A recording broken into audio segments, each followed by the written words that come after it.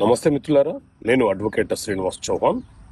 మిత్రులారా, ఒక కేసులోని విషయం ఏంటి అంటే, ఒక వ్యక్తి తన ఆస్తి పత్రాలను తాకట్టు పెట్టి అప్పు తీసుకున్నాడు.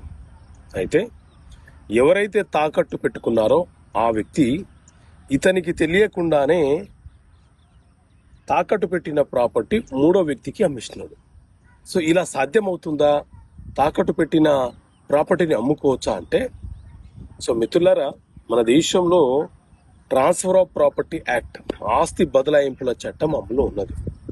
సో ఈ చట్టంలోని సెక్షన్ 64 ప్రకారంగా ఎవరైనా ఒక వ్యక్తి రిజిస్టర్డ్ మార్టిగేజ్ ద్వారా మన వద్ద అతని యొక్క ఆస్తి పత్రాలను తాకట్టు పెట్టి అప్పు తీసుకొని కాల పరిమితి లోపు తిరిగి వడ్డీతో సహా చెల్లించకపోతే మనము సూట్ ఫర్ ఫోర్క్లోజర్ అనే కేసు న్యాయస్థానంలో ఫైల్ చేసి కోర్టు అనుమతి పొంది కోర్టు యొక్క డిక్రీ ద్వారా తాకట్టు పెట్టినటువంటి ప్రాపర్టీ ఏదైతే ఉందో ఆ ప్రాపర్టీని మూడో వ్యక్తికి అమ్ముకునే అవకాశం ఉంటుంది.